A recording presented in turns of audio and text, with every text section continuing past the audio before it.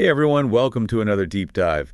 This time, we're going to be tackling something that seems pretty basic on the surface, but I think you'll find that there's a lot more to it than meets the eye. We're going to be looking at the present simple tense. Absolutely. And it's one of those things, you learn about it in middle school? And you think, oh, okay, I got this. I can talk about my daily routine. But then you start realizing there are all these other uses. Yeah, and it pops up in like the weirdest places. Like I was reading this legal document the other day, and it was like present simple all over the place. Oh, yeah, for sure. Because it conveys this sense of timeless truth, you know? Like it's a rule that's always going to be true. Yeah, it's like it steps outside of time. Like think about this sentence. Yeah. The earth revolves around the sun. Right, exactly. That's not about something happening right now. It's just stating a fact. It's like a universal law. Mm-hmm. And you use the present simple for that. And it's the same with those legal documents you were talking about. Like, all citizens have the right to free speech. Yeah, it has to be clear that that right isn't temporary. Exactly. It's like setting it in stone grammatically. So we've got these like timeless truths, but then the present simple also pops up in stories. Yeah. Which I always found kind of strange. Yeah, it's definitely a bit counterintuitive because you think stories are about the past, right? Yeah, so why not use the past tense?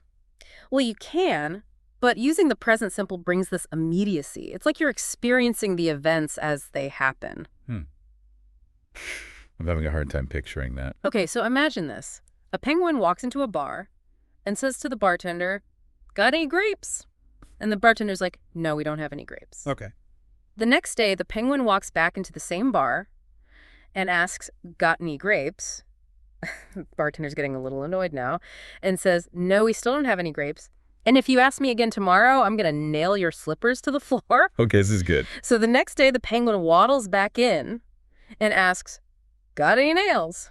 Oh my God, I see what you mean. It's like you're right there in the bar, Yeah. waiting to see what happens next. Exactly. And that punchline, it just lands so much better in the present tense. Yeah, it's like a little surprise attack. And you see this in news headlines too, right? Like earthquake strikes California or something like that. All the time, it grabs your attention. So the present simple can handle these big timeless truths and these like immediate stories.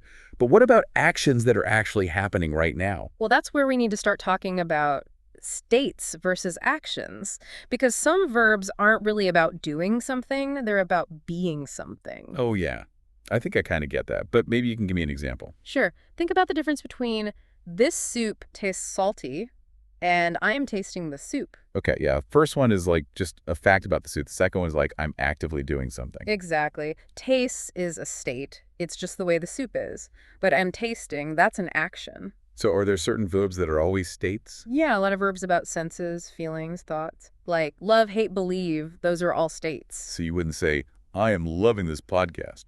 Nope. Just, "I love this podcast." This is blowing my mind.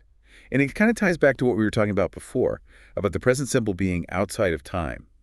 These state verbs, they're like always in the You present. got it. It's like they exist in this permanent state of being. Wow. So the present simple is way more complex than I ever realized. And we've only just scratched the surface. I can't wait to see what other secrets this tense has in store for us. Okay, so let's talk about how the present simple can actually tell you whether something is like a long-term thing or just temporary. Oh, that's interesting. I'm sure I mess that up all the time. Yeah, it's subtle, but it's definitely there. So think about these two sentences.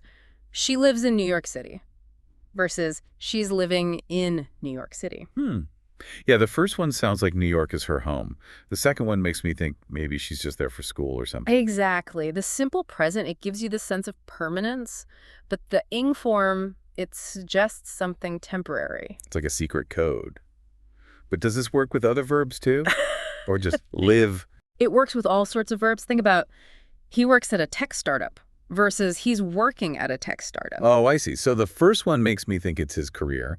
The second one, maybe it's just a summer job. Right. And the cool thing is you're probably already doing this without even thinking about it. Yeah, I guess I am. But now that you know the grammar behind it, you can be even more precise with how you use it. It's like leveling up your fluency. Exactly. And speaking of fluency, have you ever noticed how sports commentators use the present simple? Oh, yeah. They definitely have their own style. They do. And it's interesting because they kind of use the present simple in the opposite way you'd expect. What do you mean? Well, usually we think of the present simple for longer actions and the ing form for shorter actions. But with sports commentary, it's flipped. I'm not sure I follow. Okay, so think about a baseball game.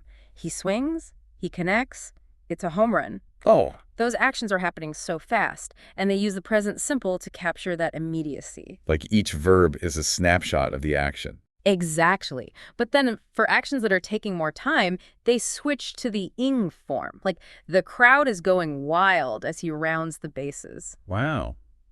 I never would notice that.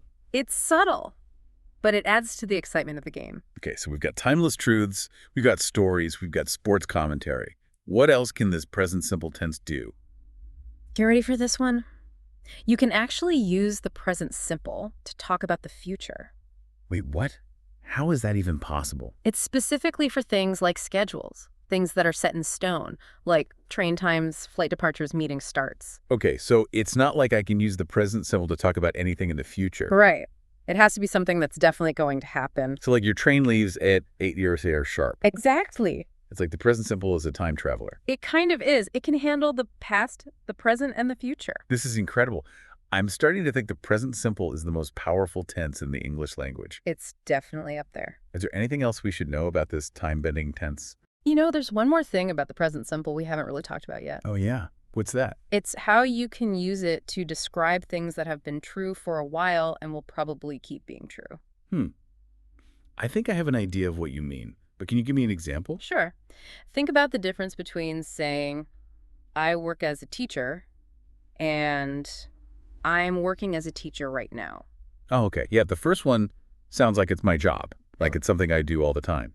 But the second one makes it sound more temporary. Exactly. When you use the present simple like that, it often implies that something's been going on for a while, and it'll probably keep going on. It's like you're emphasizing the continuity of the situation. Yeah, And exactly. it often goes with those phrases about how long something has been true, like for years or since I was a kid. Right. Those phrases just add to that sense of something being long-lasting.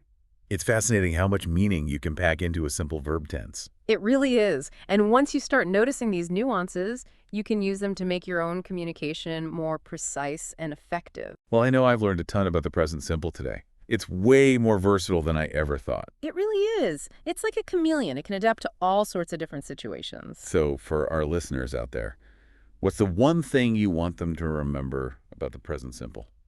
I think the most important thing is to be aware of all the different ways it can be used. Don't just think of it as describing actions in the present. Think about how it can express timelessness, how it can create immediacy in stories, how it can even talk about the future. It's like we've unlocked a secret code. Yeah. Right. And the more you understand this code, the better you'll be able to express yourself in English. Well, this has been an amazing deep dive. I feel like I've got a whole new perspective on the present simple tense. I'm glad to hear it. And to our listeners, we hope you've enjoyed this exploration as much as we have. Thanks for joining us. And keep those brains working.